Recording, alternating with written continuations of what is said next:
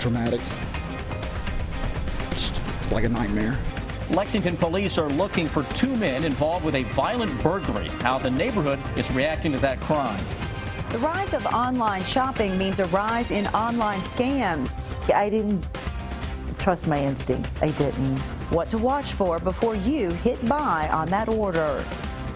I am standing beside one of the busiest intersections in Lexington. We're talking to city leaders about what they're doing to make traffic flow a little smoother at the intersection of Nicholasville Road and Man o' War.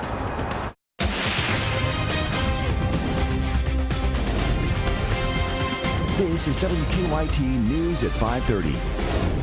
Good evening to you. The search continues tonight for 2 men wanted for a violent burglary this weekend. Lexington police say the men threw a brick through a back door at a home on Sandersville Road. The homeowner was trying to stop one of the men from stealing his car when the other man hit his wife with a car.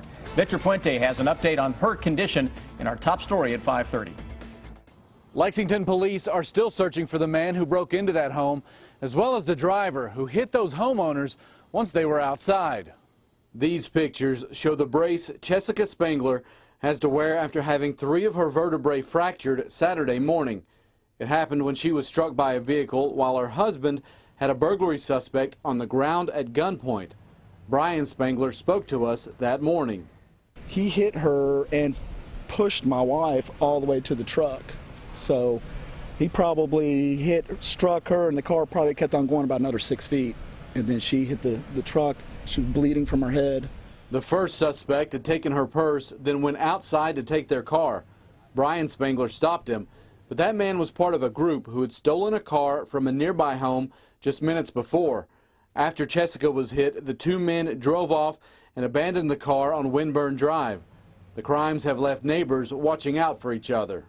People come into your house and know you're there, you know. They don't have no regard for you, so it's pretty disturbing. Williams saw the aftermath of the attack. He says the Spanglers are good people, and the thought of them going through this has upset the neighborhood. I think that bothered him more than anything, thinking that he would have to hurt somebody else, you know. But sometimes you got to do what you got to do. It takes you home, you know. Jessica Spangler has been discharged from the hospital, but her husband says she has a long road to recovery. Lexington police tell me that so far they haven't increased patrols in Masterson Station, but they said they do keep an eye on crime trends and respond as necessary. In Lexington, Victor Puente, WKYT. Also, the stolen vehicle that hit Spangler was returned to its owner on Saturday. Deputies are investigating 2 storage unit thefts in 2 days. Our county-by-county coverage at 5:30 begins in Montgomery County. Deputies say the first break-in happened at Ambergris Mini Storage in Jeffersonville this weekend. Then this morning, a second break-in was discovered a couple of miles away in Camargo. Investigators do not know if the 2 are connected. Surveillance cameras at the first theft caught a man in a white car breaking into the unit in the middle of the day. The owner of the property thinks the man got away with some video games. No details about the second theft have been released. In Graves County, state police say 1 person has died after a helicopter crash today. Troopers say the crash happened at the TVA site near KSP Post 1, building between Paducah and Mayfield. Only 1 person, the pilot, was on board. Troopers have identified him as John Love of Maryville, Tennessee. They say investigators with the National Transportation Safety Board and FAA are now heading to the scene. And in Madison County, we are learning some new details about the charges against an Eastern Kentucky University football player. Richmond police say last month Patrick Graffey called a woman several times about returning a T-shirt that belonged to him. Police say when she did, Graffey came outside and threw 2 glass bottles at her car. According to an arrest warrant, the woman asked Graffey multiple times not to contact her. Police say he ignored those requests. Graffey is charged with criminal mischief, terroristic threatening, and harassing communications. New tonight, dozens of people filled the street protesting outside of the Louisville Police Department. Louisville Showing Up for Racial Justice organized the protest. The group says their Breaking White Silence is part of the national effort to get more white people to voice concerns about racial justice. Attendees also say it's time for the community to speak out against the violence. I think this is all of our issue, the kind of society we want to live in. I want to live in a society where everyone is safe and everyone is free. The group also read the names of people killed by police and the names of the officers killed in Dallas. After a beautiful dry weekend. The chance of showers and storms coming back into our forecast. And some of those storms are moving across part of southern Kentucky now. Chief Meteorologist Chris Bailey has an early look at your forecast. Yes, indeed. And the southern surge of storms on the way to the north over the next couple of days. And this time tomorrow, we're likely to be tracking some boomers across much of the region. Right now, a lot of mid and upper 80s. Very typical for this time of year. In some cases, eastern Kentucky, we're a little cooler than we should be for the middle of July. That is hard to believe. We're already into the middle of July. Here's your Defender Radar Network, and you see a couple of areas in green. Southern, southeastern Kentucky. A lot of that action is beginning to dissipate now. Folks into Leslie County, back over toward Williamsburg, Whitley City, and Lake Cumberland have been dealing with at least a couple of isolated showers and thunderstorms. A little better coverage on some of this action in western Kentucky. But as we go through the overnight and into the day tomorrow, thunderstorms that are showing up now from southwestern Tennessee down into parts of Georgia, Alabama, Mississippi. All of that moisture will lift its way onto the north and the northeast. So as we go into tomorrow, thunderstorm chances will indeed begin to ramp up. We'll show you what that looks like on a brand new hour-by-hour forecast when I come back in just a few minutes. All right, Chris, we'll see you then. Thank you. It is already one of the busiest intersections in Lexington, but the Nicholasville Road and Man of War area could see more drivers when a shopping center opens this fall. The first businesses in the summit are scheduled to open next spring. New at 5:30, Kristen Kennedy shows us what city leaders are doing to help the traffic situation. When engineers studied Man of War 9 years ago, they called this intersection the most heavily traveled. And that didn't even take into account the fact they're now building a massive shopping center right beside it. This is what engineers recommended the city do to alleviate traffic at Man of War and Nicholasville Road. Create an overpass. City traffic engineers told us Monday the cost, $23.4 million, outweighed the actual benefit. People who like to shop nearby say any change will probably help ease congestion. If you're an early shopper, you're fine. If you're a late shopper, then it probably will pose a problem.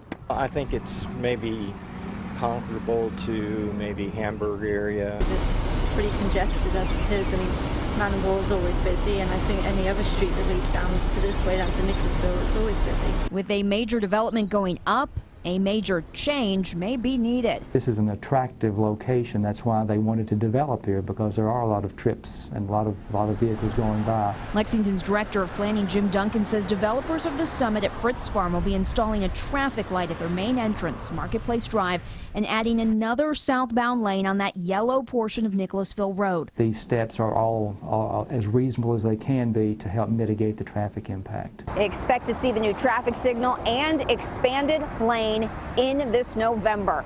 The new shopping center is set to open next March. In Lexington, Kristen Kennedy, WKYT.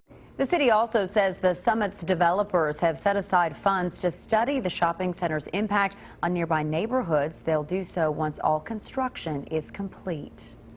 Craigslist, eBay, and Amazon, the online shopping business, is a multi-billion-dollar business. Con artists are using these sites to try to steal money from consumers, so it's important to know the warning signs. I was looking for a car. I really was in dire need of a car. This consumer wants to hide her identity because she still can't believe what happened when she saw an ad on Craigslist. I saw a truck on there that was cheap, that was kind of like unbelievable deal, which should have put up a red flag. But it didn't. She and the seller spoke back and forth for more than a week, and it never dawned on her that something was wrong. She said that her husband had previously died, and she was moving back to Maine, and she just wanted to get rid of it. The truck gave her bad memories. The seller told the buyer that online vehicle transactions work differently.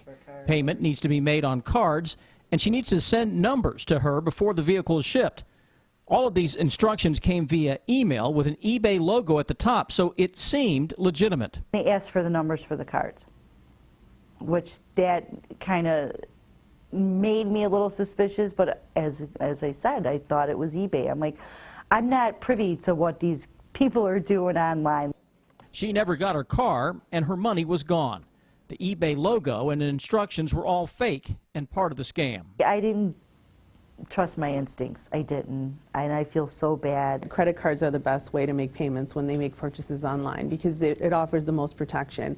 Either you can go to your credit card company and make a complaint that either you weren't given the product or you can file some type of a dispute.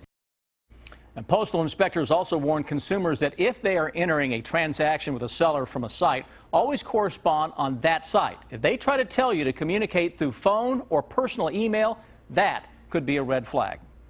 Still to come on WKYT News, it is the most delicious week in Lexington. Burger Week is underway. We'll tell you how many stops you'll need to make this year to get them all. I'm Bill Bryant. Donald Trump returns to Kentucky as a poll shows him leading Hillary Clinton in the Bluegrass state, but a large number of those polls say they are undecided. The bottom line is ahead. Keep up with the latest news on WKYT.com. Join the conversation on Twitter and become a part of the WKYT Facebook family. Republican presumptive presidential nominee Donald Trump is in Lexington right now for a private event. Kentucky Senator Mitch McConnell is trying to keep a Republican majority. Bill Bryant explains in the bottom line. Good evening. Republican presumptive nominee Donald Trump's visit to Lexington this evening for a private fundraiser comes as a poll shows him leading in the Bluegrass state over Democratic nominee in waiting Hillary Clinton. But the biggest portion of those responding say they're undecided. The co-founder Pulse poll shows Trump getting support from nearly 34% of those surveyed, while a little more than 25% say they're for Clinton. That leaves a huge 38% indicating they are undecided. The last Democrat to carry Kentucky in a national election was Bill Clinton, who did it twice in 1992 and 1996. But Hillary Clinton's comments about coal caused her problems in the Kentucky primary, which she barely won over Bernie Sanders. By the way, Sanders is set to endorse Clinton tomorrow. State lawmakers from 15 states across the South are meeting in Lexington this week, most events at Lexington Center. Before getting heavily involved in politics and policy, the group packaged food for the needy at a weekend event. GOP Senate President Robert Stivers is chairing the Southern Legislative Group this year. As Kentucky Senator Mitch McConnell pushes to keep a Republican majority, Democrats suddenly have a strong Senate contender in Indiana. Former Governor Evan Bayh is getting into the race against Republican Todd Young. Congressman Barron Hill stepping aside for Bayh, who already has $10 million in a campaign account from the 2010 election that he dropped out of. Kentucky State Treasurer Allison Ball filed a motion today to try to prevent former Kentucky Retirement System Chairman Tommy Elliott from spending pension money for legal bills. Elliott has filed suit against Governor Matt Bevin, who removed and replaced him. The suit questions the governor's authority to remove board members whose terms have not expired. Bill Bryant, WKYT. It is one of our favorite times of the year here in Lexington. The second annual Lexington Burger Week is officially underway. I'm hungry now. This year, more than 35 restaurants are taking part in the week. They have created a $5 burger that is not part of the regular menu. At each restaurant, you get a stamp, and you're entered into a drawing to win prizes. Both Cheddar's Lexington locations are among the restaurants taking part. We're doing a smash burger. It's a single patty. It's going to have sauteed onions, leaf lettuce, tomato, pickle, and mustard. It's really good. It's excellent. Burger Week runs through July 17th. We do have a complete list of all the participating restaurants at WKYT.com. Now, your hour-by-hour forecast with Chief Meteorologist Chris Bailey. You know, I would say it was a good week for Burger Week, but there's never a bad week for burgers, huh? We look outside across the region right now, mix of sun and clouds across most of central and eastern Kentucky. Southern parts of the area getting in on a thunderstorm or two around the Corbin area, Jackson, a lot of that to our south. Mostly sunny skies, though, the farther north that we go.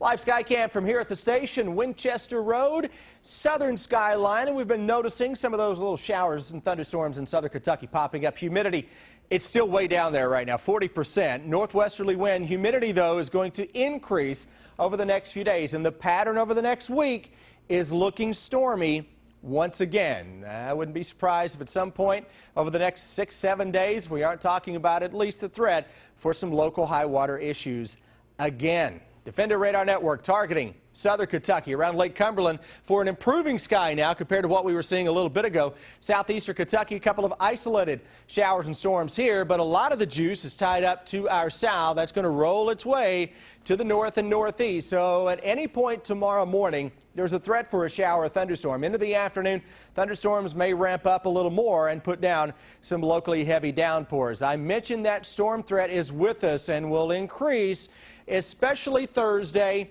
through the upcoming weekend. We may carry that into the early part of next week as well. It is an all too familiar pattern that is setting up for folks across the Ohio Valley into the Appalachian Mountains.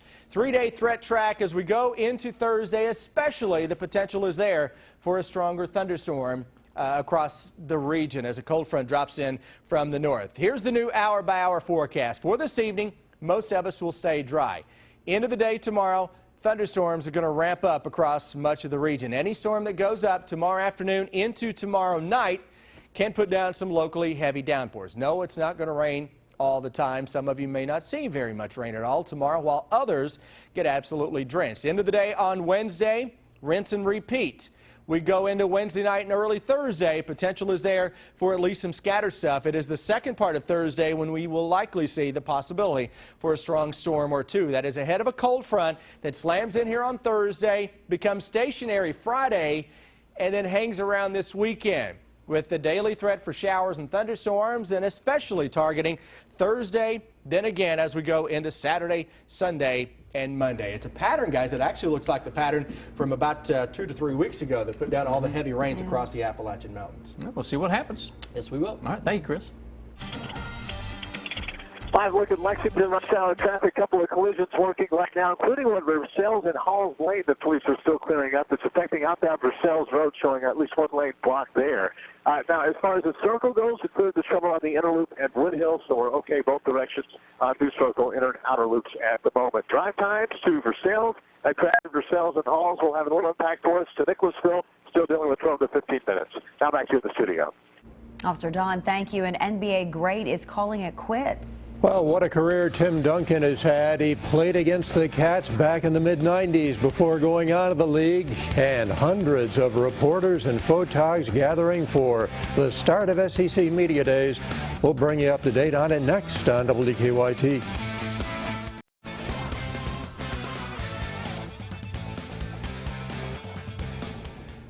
Mark Stoops calls it the talking season, and it was cranking up today in Hoover, Alabama with the start of SEC Media Days. Players and coaches taking their turns before hundreds of reporters and dozens of cameras.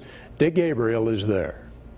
Across the South today, they're talking football, thanks in large part to what's happening here on Radio Row at the Winfrey Hotel. More than 30 radio stations have set up shop here at SEC Media Days. Their listeners are ready. It starts to get everybody excited, like, hey, now we're in the home stretch where football's finally back because they're tired of watching Summer League basketball and baseball. Fans began to trickle in this morning. Even this guy and his Alabama Crimson Tide won't even be here until Wednesday. I'm here for Auburn. Why? Our biggest rivalry. It's the best part about it. I get to rub it in their face. In the Southeastern Conference, it is still all about football. Nothing matters more. People plan their entire lives around it. They're going to games, whether it's home games or away games. They're going somewhere every weekend in many cases. And if they're not, they're in front of their TV screen living and dying by it. Or listening to the radio. Or listening to the radio. Auburn, Florida, and Vanderbilt taking their turns before the cameras today. Mark Stoops and the Wildcats will be here on Wednesday. From Birmingham, Dick Gabriel, WKYT. Thank you, Dick. Another Wildcat headed to the Olympics. Swimmer Sean Gunn will compete for Zimbabwe in the 100-meter freestyle. He is the national record holder in the event. Gunn is just one of 2 swimmers who will represent Zimbabwe. And Tyson Gay is going to the Olympics after all. He struggled at the trials, finishing 5th in the 100 and 6th in the 200. But today, U.S. coaches chose him for the relay team, meaning he could run in the Olympic prelims or the final. Gay tested positive for a banned substance in 2013 and accepted a 1-year ban that also cost the U.S. its relay silver medal from London. And Tim Duncan calling it a career in the NBA. He did it in typical Tim Dunn fashion today. No flashy announcement, no tweets, no posts, just a simple statement released through the Spurs. Duncan was the #1 pick out of Wake Forest back in the 1997 draft. Keith Van Horn, the #2 pick, has been out of the league for 10 years. Duncan retires after 19 seasons, 5 titles, 2 MVP awards, and 15 All-Star appearances. SEC Commissioner Greg Sankey speaking at the SEC prelims today down in Hoover, Alabama. We'll have that in the next half hour. Stay with us.